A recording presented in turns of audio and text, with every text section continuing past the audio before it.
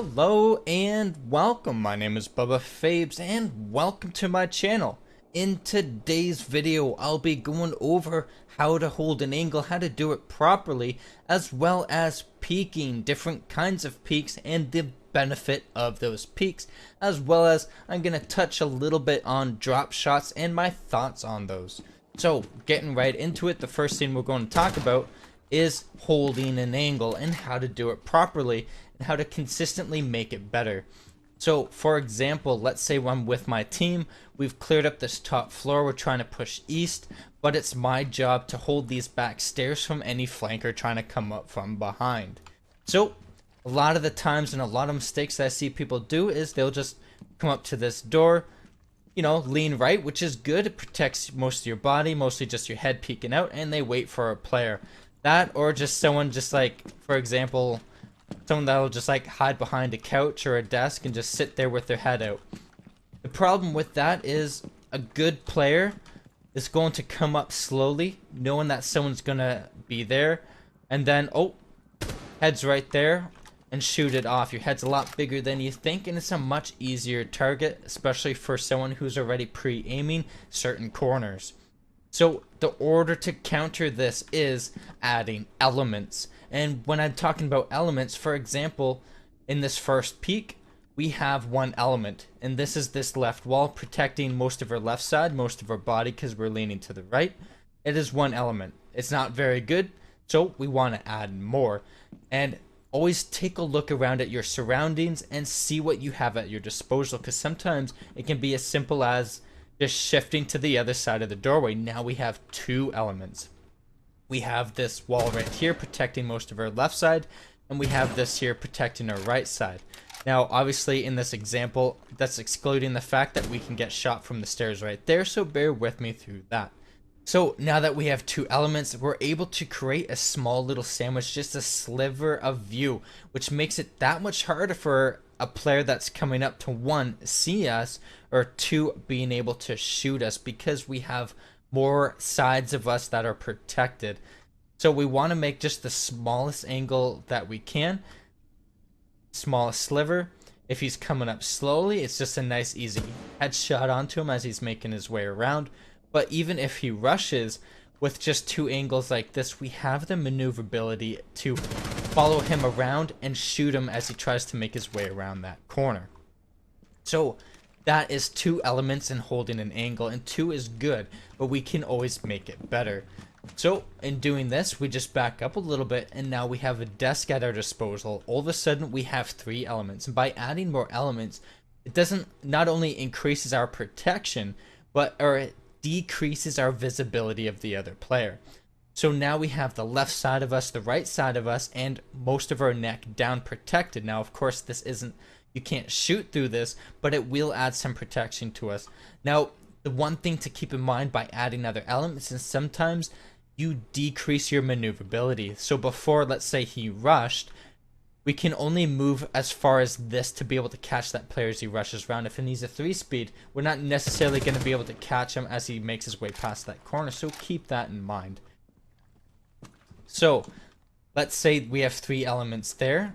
We can add fourth, and this is when you can get creative in all sorts of situations. It's using the destructibility to create even more elements to your disposal. And for example, shooting through this wall right here, and now we have another element that'll help disguise us and protect us.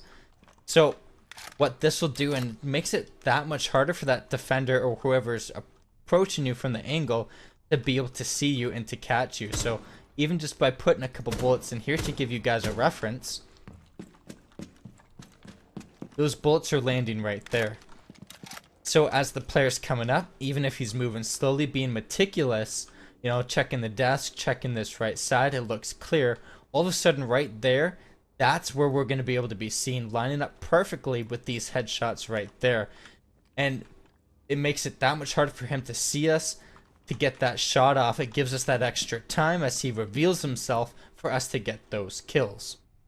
So keep that in mind whenever you're trying to hold an angle. Take a look around you, see what elements you can add to it to help disguise you, protect you.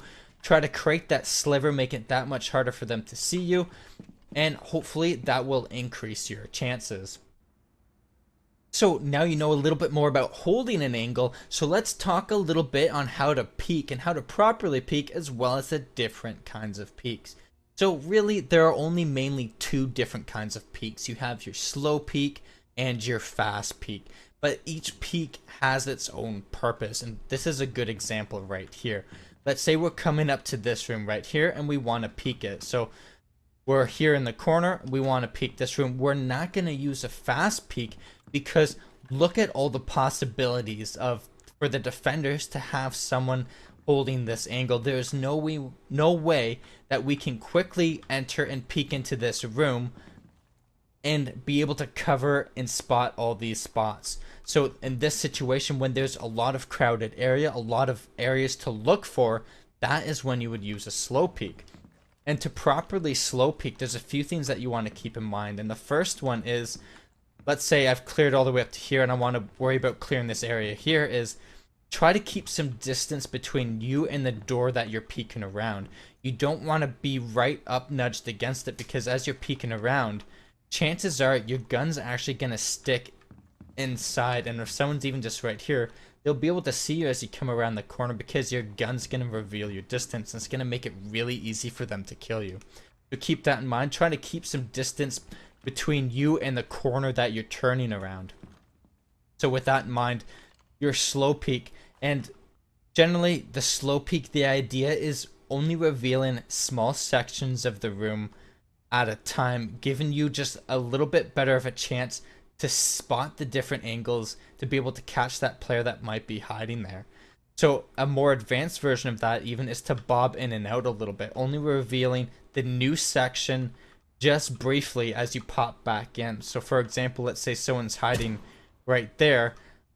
As I slowly make my way around, I'm only revealing the new section, but instantly retreating, because this is going to make it that much harder. So, oh, he saw me, but you would have to have pretty darn quick reflexes to get that instant shot off. So that saved my butt. That let me know he was there. So that gives me the chance to either, as I spot him the first time, to quickly return fire as I pop back out, give me that split second retreat as protection, or to be able to do something else like throw in a flashbang, or again just pre-fire in a different way. So by bobbing and weaving, it just gives you that extra protection, because you get to hide instantly after, but you still have the knowledge to know that he's there. So you quickly peek out. Also, there's a gap right here, so I'm going to keep moving around, keep bobbing in, only revealing a new section at a time until I'm able to completely clear out the room. But now I come up to this and I'm like, oh shoot, I peeked pretty far, and I can see that there's a lot of little angles that a player can be hiding behind, so I need to be extra careful. So, you know, dodge and weave a little bit more, just looking for just slight differences in the light or movement as I make my way around. And again, keep in mind that I don't want to be hugging this wall, because again, my gun will be sticking out, so I'm backed up until I'm able to fully clear out this room. Now, in this situation, we're talking about quick peeks now. So we went over slow peeks where, you know, we come across a room where there's a lot of stuff going on and it's just too much information for you to quick peek it. So a quick peek can be used when you know that there's nothing for them to hide behind. For example, kind of stairways or like emptier areas. So even if I'm coming up the stairs, I know he's kind of around that corner, I can come around and quick peek it much easier. Or for example, we're holding this angle right here. You ran by too quickly for us to respond. You can just easily rush in, quick peek, and pre-fire at the same time, because you don't know exactly where he is. Maybe he's here, maybe he's right here, but generally there's no place for him to hide. It'll be easier for you to be able to recorrect where you're aiming to get the kill onto him, as well as even if he's expecting you to come around, if you come around slower, he's going to be pre-aiming right here. That's exactly where your head's going to be. It's going to make it easier for him to just be able to shoot off if your response time isn't fast enough. So by rushing in, it makes it harder. Yeah, he will probably get a few shots off on you. He'll like, oh, you'll probably get a couple body shots, but it'll make it that much harder for him to hit you. and you'll be already pre-firing, as well as having the peeker's advantage on top of that working to your benefit. Now, I know I've talked a little bit about it before, and those who still don't understand, peeker's advantage is when, let's say I know he's here, I'm gonna rush in here. So now all of a sudden my computer sends that like, oh, he moved really quickly, he's in your line of sight. I need to tell the other computer that. And it takes time for that message to reach his computer to be like, oh shoot, that player just moved in there. Now I'll reveal his location. So the higher ping you have, the slower that information is sent. So it's going to give me that advantage of being able to see him right before his computer realizes what's going on. It displays it on his screen. So using that to your advantage, making the right choice on whether or not you should slow peek or quick peek is going to take a little bit of practice, but you'll learn basically what you can get away with what's too much area for you to be able to figure out and locate that player, compared to a slow peek where you can just slowly reveal certain sections of that room. So now just bringing up drop shots quickly, and the reason why I think drop shots are an acceptable part of Rainbow Six Siege is that drop shots aren't a one fix on all situations. You can't just approach any combat situation, the person that drop shots first wins. That's not how it works. If so, then yes, that would be a broken aspect of the game. But because it's not, and drop shots are only useful in certain situations, that's why I believe they're a great part of it. For example, you would not use a drop shot if you're slowly peeking around a room trying to find somebody who's hiding in there. It's just not a great tactic to use because they could easily find you, they could easily see you. They have the advantage. You would not win if you drop shot that.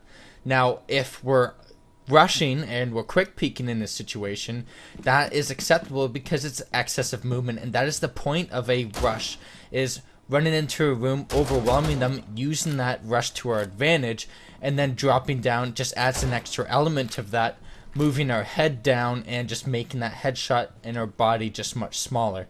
So I think that's an acceptable tactic, and it's a realistic tactic. So, and it's most useful like if we're running and we come across somebody unexpectedly, you're going to drop down because you don't have any cover. You want your best chance possible. Now, if the other player, if he was holding a really tight position like we were talking about, well, he would win that because he had the advantage anyways, and that drop shot would mean nothing. So that's just my thoughts and rambling. Well guys, that is it for today. I hope you enjoyed this video. If you did, let me know by leaving a like as well as a comment down below. Let me know your thoughts. I always love to read your guys' comments here and what you guys have to say, as well as don't forget to hit that subscribe button. I have a lot of great content coming out that I wouldn't want you to miss out on. As well as, for those who don't know, I stream on Twitch every Tuesday from Rainbow Six Siege, and every odd time on Thursday. I'll probably be doing a stream this Thursday with Rogue Agent with the new Ghost Recon Open Beta, so you wouldn't want to miss out on that. And until next time, my friends, I will see you later. That signifies that there's someone over there.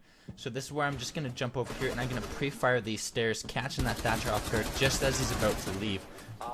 Now, just as I jump back in, I get the notification that they're securing the objective. So that can be from only one point, and that is the stairs or the windows. So as I jump back in, I'm going to pre-fire the location where I assume they're going to be. Now, right at this point, this is why you don't take tight corners. If you're coming around a corner, try to make it as wide as you can. That'll cut